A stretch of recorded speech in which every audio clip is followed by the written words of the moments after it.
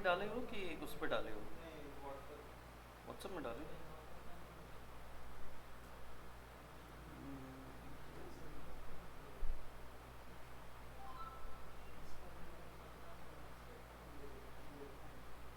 आंखें ना और थोड़ी बड़ी चाहिए थी मुझे, मैंने वो है ना?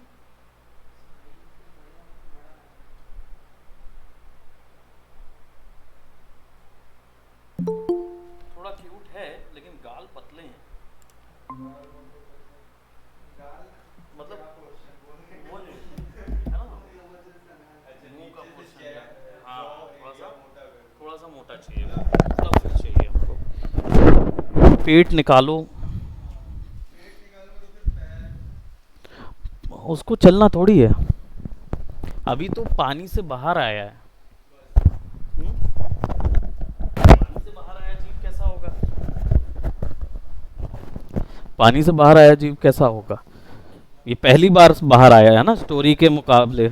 हाँ, मतलब आके ऐसा पच्चीस हो जाएगा ना, तो मतलब हाथ पैर उसके आपने देखा होगा डीप अंडर वाटर मछलियाँ जो होती हैं, खासकर हमारे पास एक बायो बीएससी स्टूडेंट हैं जो बता सकती हैं कि भाई अंडर वाटर जब हैवी प्रेशर हो जाता है किसी ऑर्गेनिज्म में, क्योंकि समुद्र का भार उसके ऊपर आ जाता है, तो उसकी स्केलेटन जो है वो कैसी हो जाती है वैशाली?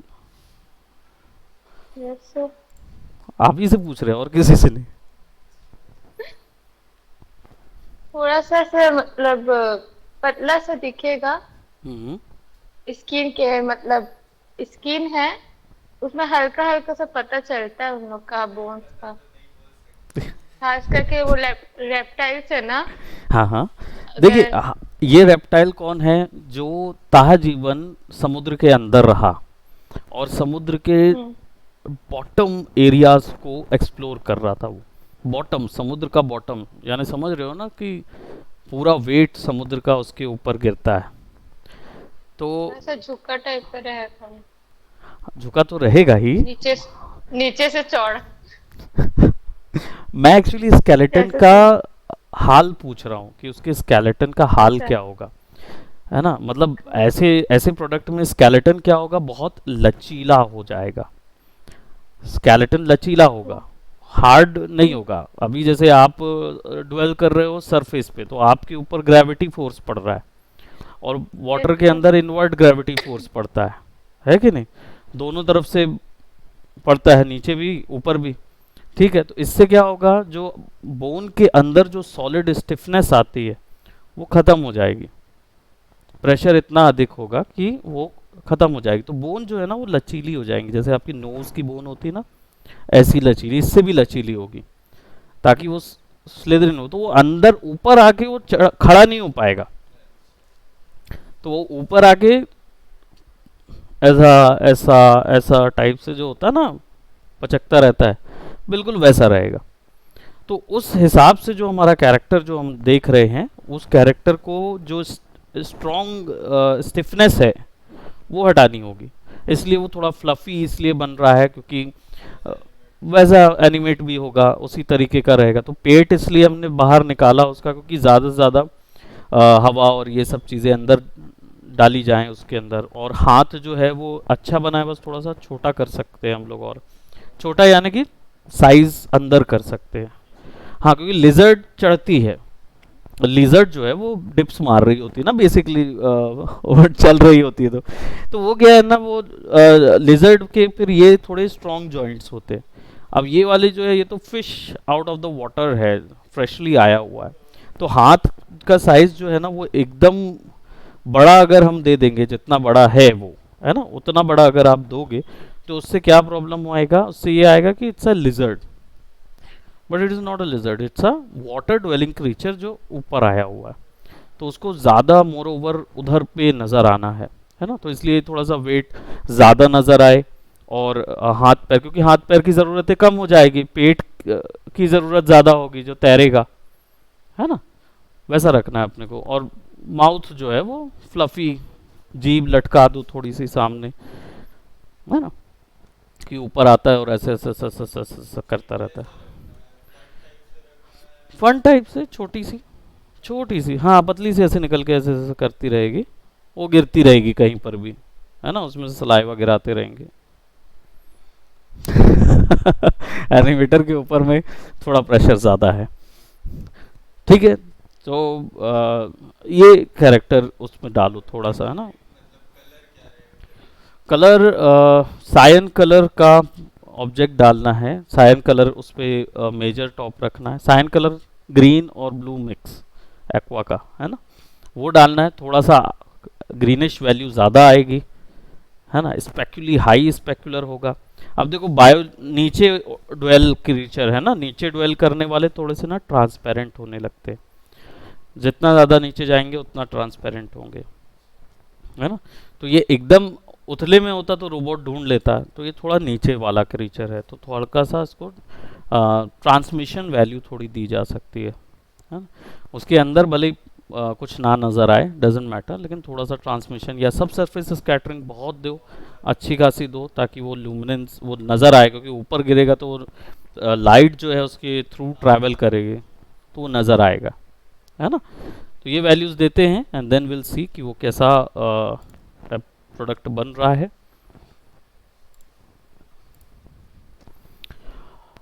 और ठीक है, वैशाली को तो पूरा एनिमेशन शीट भी बनाना था, उसका कैरेक्टर का फेशियल रेफरेंसेस बनाने थे। हम्म, एनिमेशन शीट जो है ना, उसमें जो फेस होता है ना, उसके एक्सप्रेशन बनाने होते हैं, हंसेगा कैसे, आ उ ई ए आई ओ ओ यू, जो भी ए ई आई ओ यू होता है ना, वो पूरा बनाना होता है उसमें। मैं भी बना के दे सकती हूँ। हाँ, वो तो एनिमेटर का ठीक है काम है क्या? ना, एनिमेटर ब्लेंड शेप में बैठ के बनाते रहेगा वो। स्पेस वार्प क्या, मॉर्फर लगा के, समझे काम। इसीलिए जब टारगेट देते हो ना, हाँ सर हो जाएगा, मुझे पता रहता है कि आपका काम कहाँ हो रहा है। और जब आप एक्चुअल उसमें जान पाते हो कि ओके क्या क्या वैल्यूज काम कर रही है और कैसे कैसे काम कर रही है, then you will get to know कि नहीं।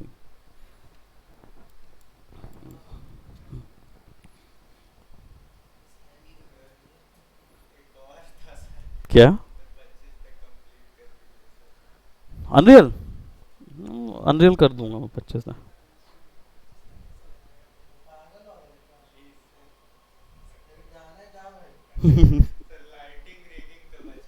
हाँ,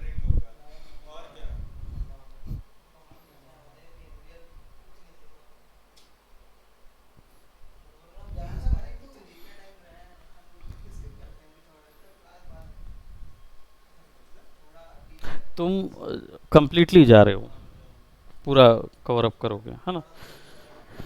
तो ऐसा, इसको ऐसा करते हैं कि हम ये कर सकते हैं कि हम लाइटिंग रेंडरिंग वाले जो पोर्शंस है उसको पहले कवर कर लेते हैं। ठीक है, कोर्स कंप्लीट नहीं करते, वो मैं यहाँ सीख लूँ बाकी मैं वहाँ सीख लूँ, है ना, वही है ना। जो पोर्शन आपका नहीं है वो पोर्शन पे आप मत वर्क करो, लाइटिंग रेंडरिंग करने दो, लाइटिंग रेंडरिंग तुम्हारा भी होने देते हैं। फिर जब ये चले जाएंगे तब तुम्हारा कोडिंग कोर्स पोर्शन शुरू कर देंगे, ब्लूप्रिंट शुरू करेंगे, वो चलने दो। हाँ, वो तुम ऑनलाइन करना, ऑनलाइन लाइटिंग रेंडरिंग में एनवायरनमेंट ही तो करोगे, और क्या करना है। तो क्या बताऊंगा तुम लोग, लाइट बताऊंगा विदाउट एनी ऑब्जेक्ट लाइट बताऊंगा मैं, that is not currently possible, है ना। तो ठीक है ना, कोई इशू नहीं है, हम तो इसको थोड़ा देर के लिए स्किप करते हैं, हम डायरेक्ट जो है वो शेडर और शेडर के साथ साथ लाइटिंग के बेसिक्स को मैं आज बता देता हूँ, और लाइटिंग की प्रोशंस ला सकते हैं। हाँ हाँ वो अच्छा था, करेक्ट है, गुड।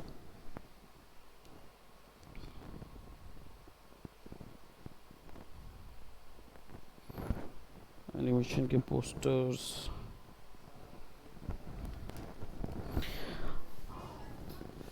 क्या उसमें ताला लगा है क्या? नहीं, मैं तो नहीं किया, खुला ही है, जाके देख लो। तो ओपन कर दो, कोई बात नहीं, हो सकता है कि कोई नीचे से ऊपर आया वो बंद कर दिया हो। ऑलराइट, सो चलिए डिस्कस करते हैं सबसे पहला shading product. How do you apply a shader और हाउ डू यू अप्लाई कोई भी टाइप का टेक्सचर टू दी प्रोडक्ट। ठीक है, तो ये जो प्रोडक्ट है सबसे पहले तो ये कहाँ पे रखा हुआ रहेगा, सो विल हैव टू सी कि भाई ये प्रोडक्ट कहाँ का है। ये हमारा बेस है ना, ये गेट है। ये कौन सा वाला गेट है, यहाँ वाला गेट है, राइट, ये वाला गेट है। और ये जो है ये आपका ऊपर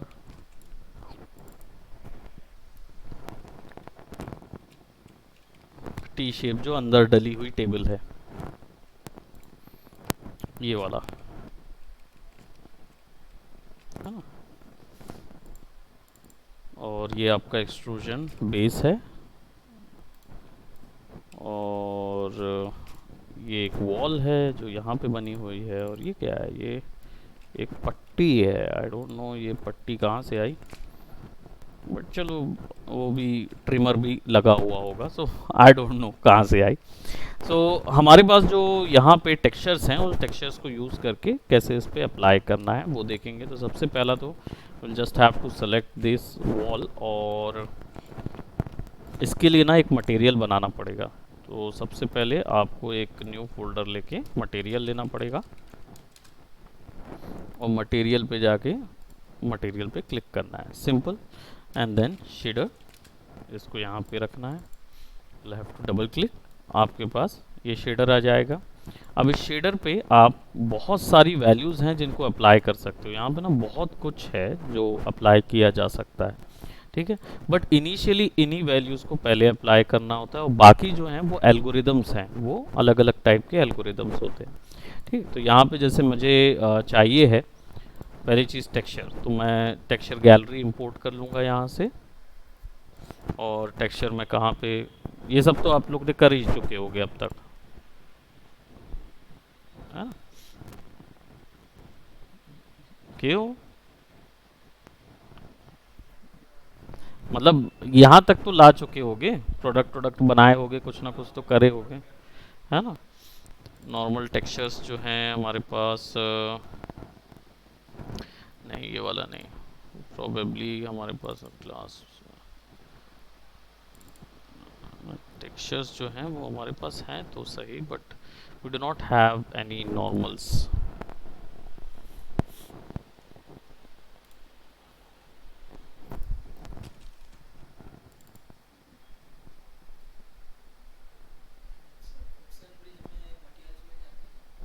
क्विक्सेल में भी मिल जाता है, क्विक्सेल से भी ले सकते हो अगर लेना है क्विक्सेल ब्रिज से। मैं एक्चुअली में क्या है, मैनुअल जो बना हुआ है उसको अप्लाई करना होता है। बाकी क्विक्सेल ब्रिज में जाना हो तो ऐड कंटेंट, क्विक्सेल कंटेंट पे जाइए, और यहाँ पे से आपको मिल जाएगा एक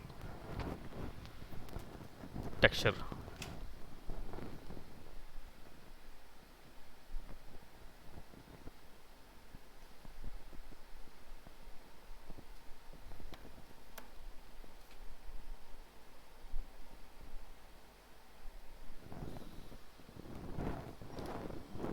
ठीक है, you just have to go to collection और बिल्डिंग्स, है ना। बिल्डिंग्स में तो बना बनाया प्रोडक्ट भी मिल जाएगा हमको। और we can go to surfaces, यहाँ पे टेक्सचर मिल जाएंगे हमको, है ना। तो यहाँ पे हम वॉल टाइल्स वगैरह ले सकते हैं। This one looks quite good, stone की जो है ना, लाइम स्टोन या टाइल स्टोन, इस टाइप का कुछ लेना है, या ये वाले वॉल्स लेने हैं। We can have n number of type of walls, so I'll be taking इस टाइप का कोई वॉल ले लेता हूँ मैं, जो मुझे बेहतर लग रहा है। You just have to go to sign in,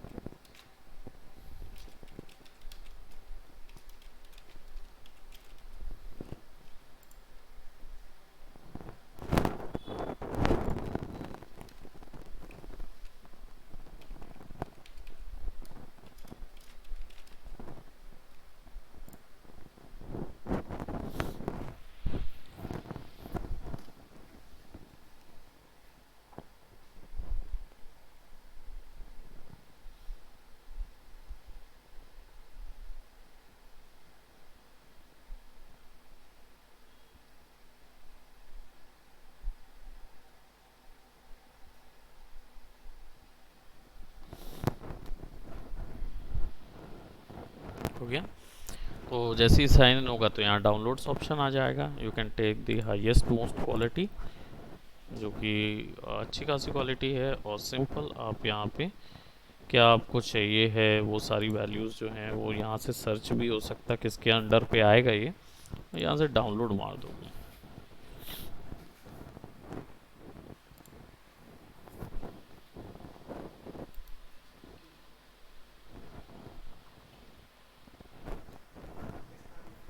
क्या पाकिस्तान कहाँ? तो पाकिस्तानी घर दिख रहा है, होगा लोग बेचारे स्टोन वॉल में रहने वाले लोग होंगे। कराची की बात नहीं कर रहे हम, बाहर बाहर की बात कर रहे हैं। कराची उनका थोड़ा सा ठीक है।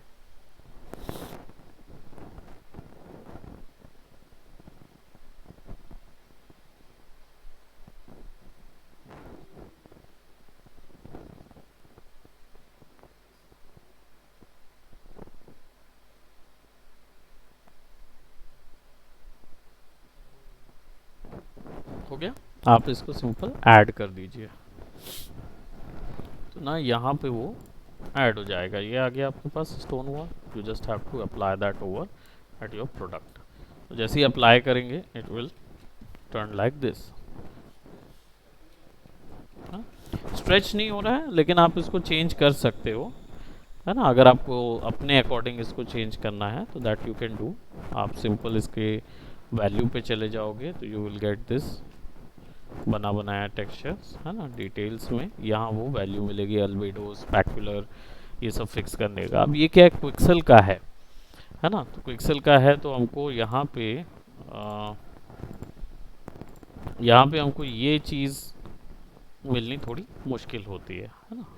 हमको यहाँ से इस पे चेंजेस करना पहले है। बाकी फिर आप यहाँ से भी जा सकते हो मटेरियल की अदर सेटिंग्स ओपन करने के लिए, ठीक है। उधर डायरेक्ट नहीं मिलता, इधर से मिल जाता है वो। तो इधर जाओगे ना तो वो बना कैसे है वो पूरा यहाँ बताता है। ये टाइलिंग है, मटेरियल टाइलिंग, ये लगा रहता है पैरामीटर 2D अल्बेडो के साथ, मेटलनेस, AOE और नॉर्मल। और वो चीज़ जुड़ा रहेगा फिर मैप एडजस्टमेंट के साथ, जिसमें ये सारी वैल्यूज़ एक साथ जा रही है और रिजल्ट किस में आ रहा है, मटेरियल एट्रीब्यूट्स में। ये एक्चुअली कॉपी करता है एट्रीब्यूट को अपने अंदर। तो नेक्स्ट टाइम आगे जब फॉरवर्ड होता है ना तो यहीं से फॉरवर्ड हो जाता है वो। मतलब ये सारा वैल्यू जो है वो पूरा सेव हो जाता है इसके अंदर, है ना। ये मटेरियल एट्रीब्यूट्स के अंदर मटेरियल कॉपी करने के लिए यूज़ होता है। तो ये आप बार बार उसको चेक करके देख सकते हो। और कलर वगैरह आप यहाँ से वैल्यू चेंज कर सकते हो उसकी।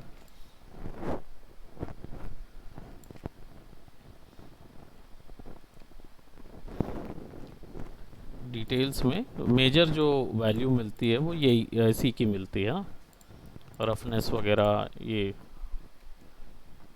पेरेंटिंग की। और अनरैप वैल्यू जो है वो ऑब्जेक्ट के अंदर आती है। तो अगर ऑब्जेक्ट जो है आपने चूज़ किया हुआ है बाय जनरेटेड यूज़र, और ये कौन सी वॉल है, मुझे लगता है यही हमने कॉपी की थी ना ऊपर। तो ऑब्जेक्ट जो होता है उस पे आपको यूवी अनरैप वैल्यू मिलती, वो यहाँ से आपको मिलती है ना। तो यहाँ पे जब आप देखते हो यूवी का ना एक पूरा सेक्शन आपको मिलता है, और री-इम्पोर्ट द बेस मैश कलेक्शन और यूवी चैनल, है ना। तो ये ऑब्जेक्ट का यूवी चैनल जो है वो ऐसा दिख रहा है। अभी फ़िलहाल इसका जो यूवी है अनरैप इस टाइप का ही है। तो इसको जब एडिट करना होता है ना तो you will have to go for इधर और यहाँ से मॉडलिंग, और मॉडलिंग में यूवीज। तो ऑब्जेक्ट सेलेक्ट करके auto unwrap, and that will actually apply the UV. ये ऑटो अनरैप है। अनरैप करोगे तो अनरैप सेक्शन ऑन होगा, है ना। शुरुआत में पहला चीज़ जो अप्लाइड है वो यही चीज़ है कि आप पहले क्या सा रेजोल्यूशन चाहिए आपको, पहले ये सेटिंग्स अप्लाई कर लो जितना है। है ना। तो इसमें आपका आएगा यूवी एग्जिस्टिंग पॉलीग्रुप्स के थ्रू करना है, तो देखो सारे बराबर एक लाइन पे आ गए, अदरवाइज नहीं तो एग्जिस्टिंग यूवी पे कर रहे थे तो ये कट रहा था, है ना। तो आपने पॉलीग्रुप्स कर दिया। अनरैप जो है स्पेक्ट्रल कॉन्फॉर्म का या compare to default conformal method does not pin two vertices along the boundary which reduces the distortion but is more expensive to compute। ठीक है, अब इसका मतलब बेसिकली क्या होता है कि जब दो यूवीज आपस में जुड़ते हैं तो उनके बीच में एक जब आप स्मूथ करते हो तो एक बीच में इमेजिनरी लाइंस वो क्रिएट करके उसको स्मूथ कर रहा होता है। टेक्सचर जो होता है वो भी उसी को फॉलो करता है। अब मान लो जो चीज़ ऑब्जेक्ट यहाँ जुड़ा हुआ है और आपने कॉन्फॉर्मल नहीं किया हुआ है तो वहाँ पे क्या होगा, वहाँ पे टेक्सचर जो है वो स्ट्रेच होके जाएगा, वहाँ पे कोई सब डिवीजन ज़्यादा नहीं होंगे जिससे टेक्सचर अपने आप को एजेस पे मेंटेन करके रखे। स्पेक्ट्रल कॉन्फॉर्मल मेथड जो है वो ज़्यादा बेहतर मेथड है लेकिन हार्ड टू कंप्यूट है, मतलब कि इसमें वैल्यूज़ जो है वो ज़्यादा समय लेगी और टेक्सचर लोड होने में, टेक्सचर डिस्प्ले करने में थोड़ा टाइम ज़्यादा लगेगा। तो यहाँ पे सिंपल आप ये करके अप्लाई कर सकते हो और यहाँ पे यूवी एडिटर है, तो जो आपने वो किया है बनाया हुआ है उसका यूवी आपको यहाँ पे मिलेगा। अब यहाँ पे आपको मिल गया ये दो ऑप्शन,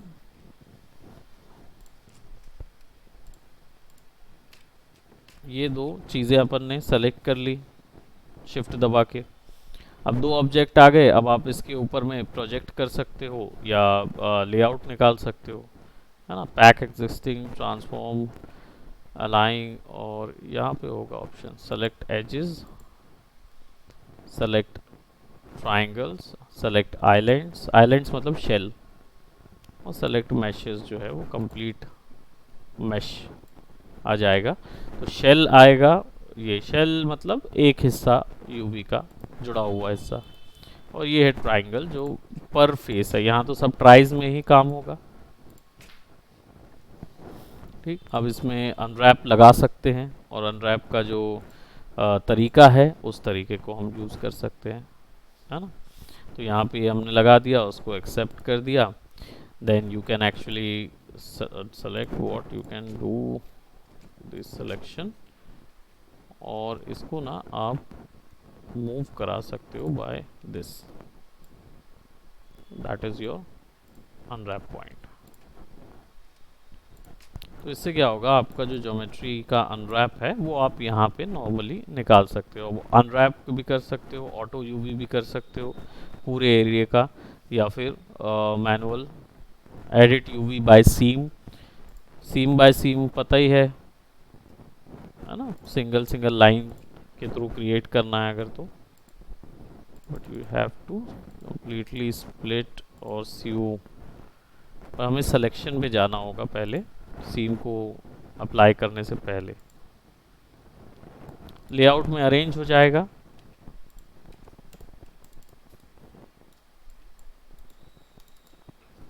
कैंसिल। जैसे आपने सेलेक्ट कर लिया एजेस को, ये भी बटन्स हैं यहाँ पे 1 2 3 4 5, है ना, 1 2 3 4 5 लगभग वहाँ तक की 1 2 3 4 5 का वैल्यू 1 2 3 4 5 राइट। तो आप एजेस सेलेक्ट कर लिया आपने, है ना, and then you have split the seams. तो स्प्लिट करने के लिए कितना स्प्लिट करना है वो आप यहाँ पे वैल्यू दोगे या स्यू करोगे तो आपस में जुड़ जाएंगी। तो जो हिस्सा जुड़ने लायक है उसी हिस्से को आप सेलेक्ट करो, है ना, उसी को फिर यहाँ पे स्यू करोगे तो वो उतने हिस्से पे जुड़ेगा। बेहतर तरीका यही है कि सब चीज़ों को, इसलिए हम बोलते 3D की हेल्प ज़्यादा लो 3D सॉफ्टवेयर की, क्योंकि यहाँ पे जो चीज़ आप देख रहे हो वो थोड़ा सा आपको इतना आप इफ़ेक्टिव मैनर पे नहीं कर पाओगे जितना आप मैक्स में कर पाओगे। यहाँ पे भी मॉडलिंग है, यहाँ भी टेक्सचरिंग है, लाइटिंग सब कुछ है, लेकिन इसका लाइटिंग रेंडरिंग पोर्शन ज़्यादा डेप्थ में है, मॉडलिंग अनरैपिंग उतना डेप्थ में नहीं है ना।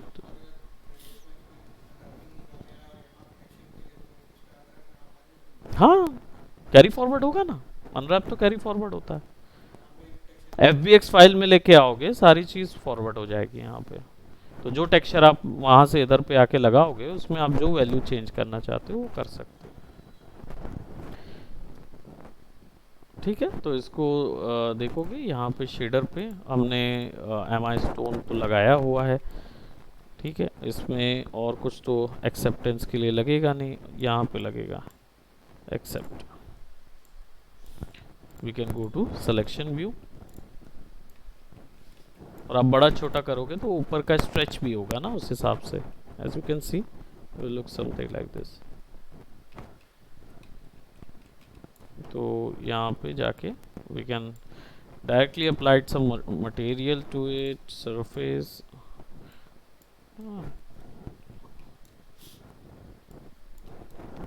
डस्ट CS का मैप खेले हो ना काउंटर स्ट्राइक, उसमें डस्ट होता है, उसमें ऐसे ही घर रखे रहते थे पूरे के पूरे।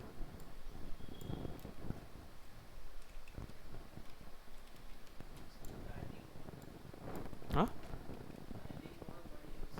हाँ, इसके बड़े टाइल्स दिए हुए हैं, वही है, आप उसको सेलेक्ट करो और फिर यहाँ जाओ, फिर टाइलिंग्स को चेंज करना होगा वैल्यूज़ को।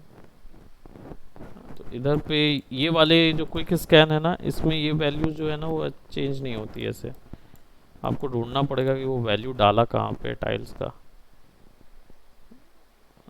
जैसे डेंसिटी स्केल नहीं, नहीं तो एक और नोड लगता है वर्ल्ड ऑफसेट,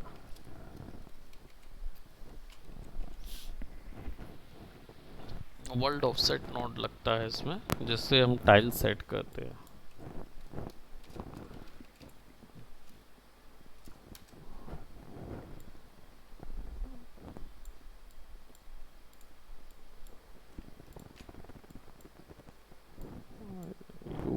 V2 यानी 2 वेक्टर की वैल्यू जाएगी, है ना। तो यहाँ पे 2 वायर्स आपस में जुड़े होंगे जिसमें 2 ही डायमेंशन वैल्यू होगी, वो V2 में जा सकती है। Pattern distortion brick and tile तो नहीं जाएगा, तो इधर जाएगा, लेकिन आपके पास अल्बेडो का सेक्शन है दूसरा, आपके पास अनरैप में ये जो प्रोडक्ट है इसका स्केल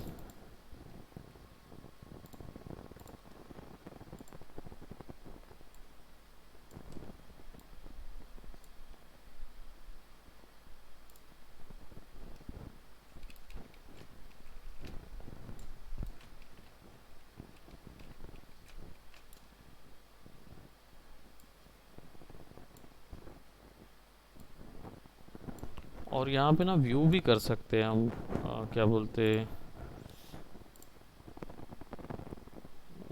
ऑप्टिमाइजेशन विजिबिलिटी कोलिजन, यहाँ पे हमारे पास टेक्सचर व्यू भी आता है,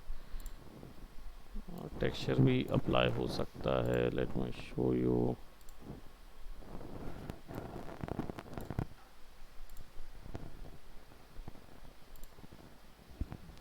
यहाँ पे वो टेक्सचर,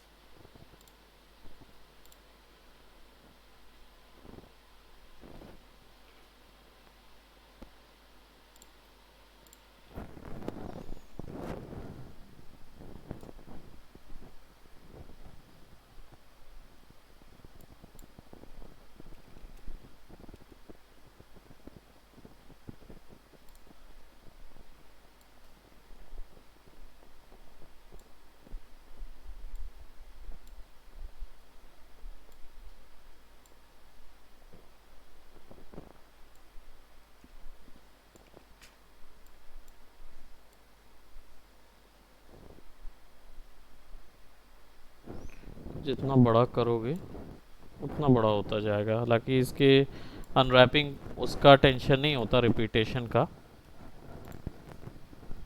है ना। थोड़ा टाइल डिफरेंस दे रहा है बस, ज़्यादा नहीं। और इसको लेआउट कर देते हैं तो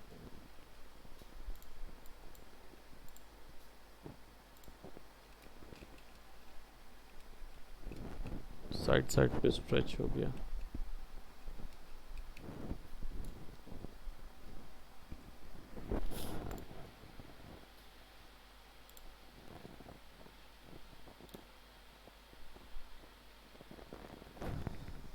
ये यूवी लेआउट निकाला हुआ है इसने,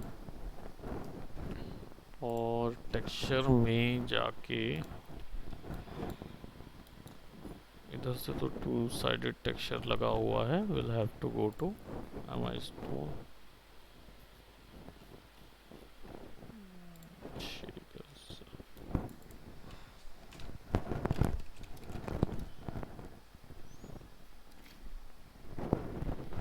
Space aligned screen content world position.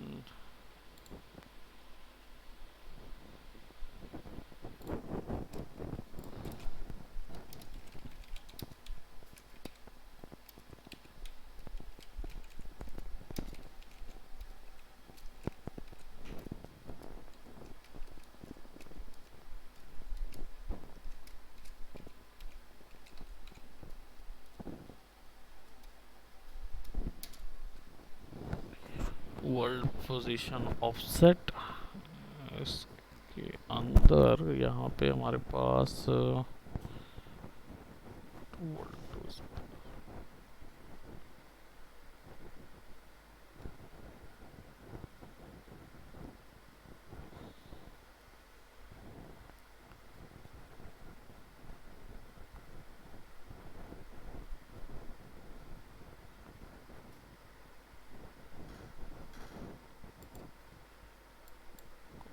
scale by this,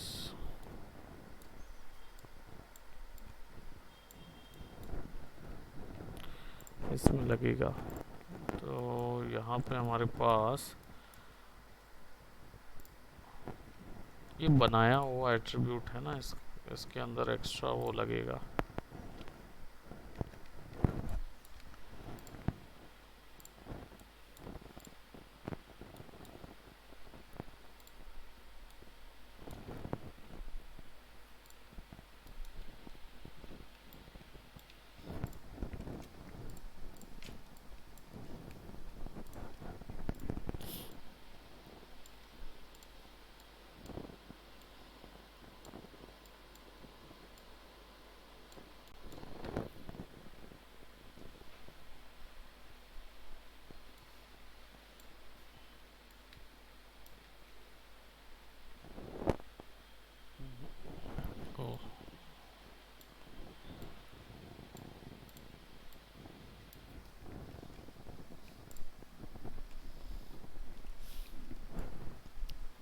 ठीक है, यहाँ तो ये तैयार हो गया, और इसका साइज जो है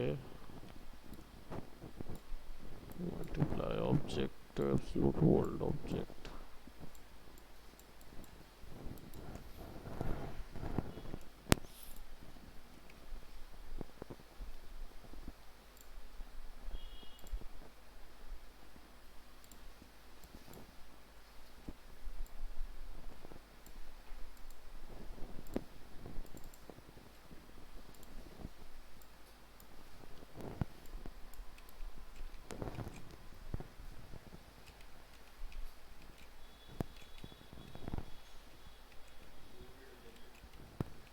क्या चीज़ कोल्ड जैसा आया ना, शेडर कोल्ड के जैसा क्यों आ रहा है उसका। ये टेक्सचर सैंपल किस पे लगा हुआ है देखना पड़ेगा।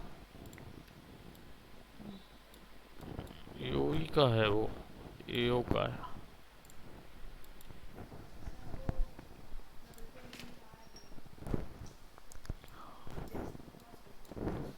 ओके, ठीक है ना, ठीक है ना, उससे मैं बात करता हूँ।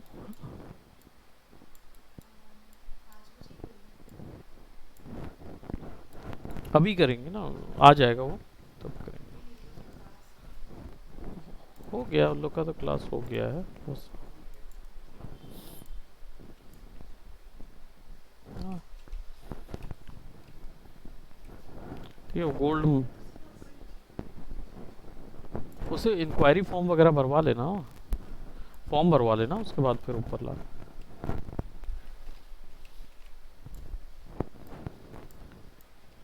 तो है वो सिमिलर ही। अब ये वाले टेक्सचर में हमारे पास ज़्यादा ऑप्शन मिल जाते हैं हमको ये पोजीशन चेंज करने के, है ना। तो यहाँ पे मुझे एक वैल्यू डालनी होगी और सारे पैरामीटर्स जो है ना वो यहाँ मिलते हैं इससे related. Connect two parameters, seat here. मुझे पैरामीटर्स के लिए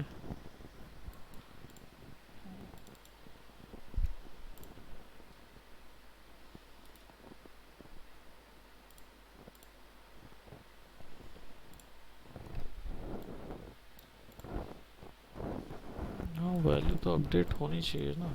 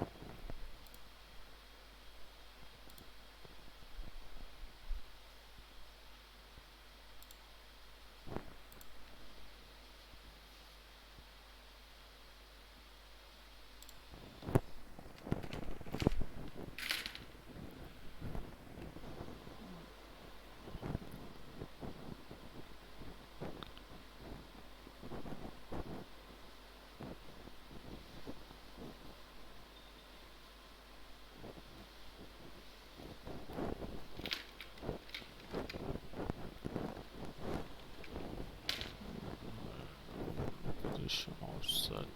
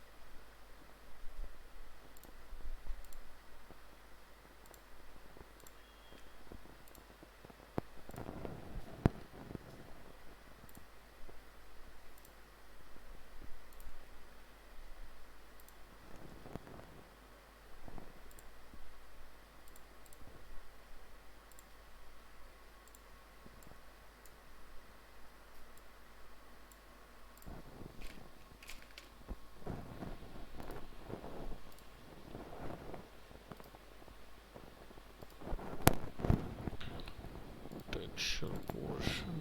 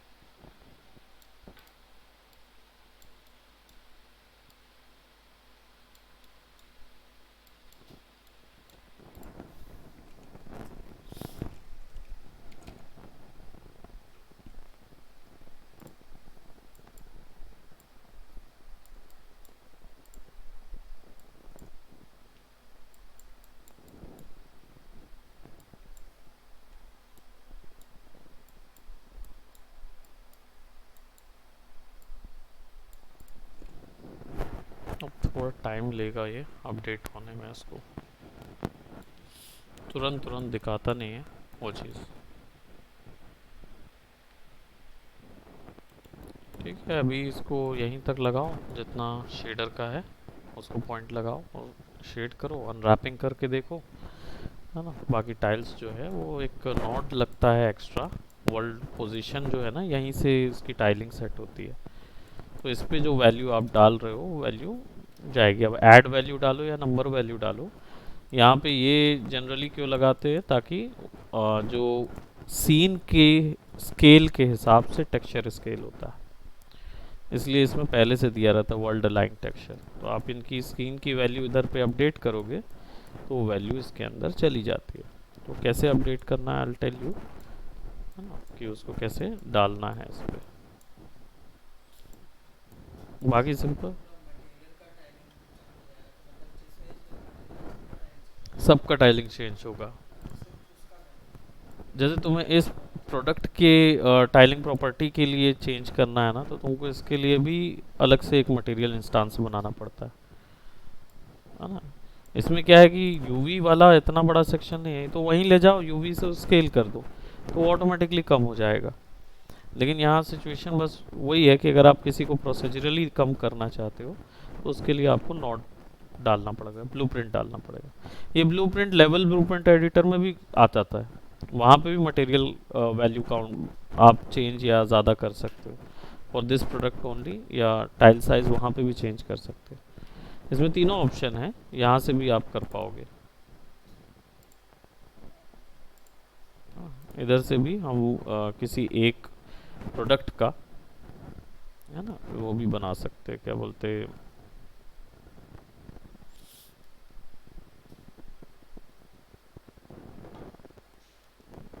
टेक्सचर कौन सा डला है या कौन सा डलना है, कौन टेक्सचर की वैल्यू कहाँ से निकलेगी, वो वैल्यूज़ इसमें डाली जा सकती है ना। तो शेडर इसमें या वो लेवल उस पर डलना रहता है। सी टू इट कि वो वैल्यू इधर पे आती है, फिर उसका एक नंबर निकालते हैं। तो पहले रेफरेंस निकालना पड़ेगा, जिसको कास्ट टू करके बोला जाता है ना, कास्ट टू। ये करके हम लोग निकालेंगे इसको, इस ज्योमेट्री का रेफरेंस इधर लाएंगे, फिर उसकी सारी वैल्यू आप एक्सेस कर सकते हो।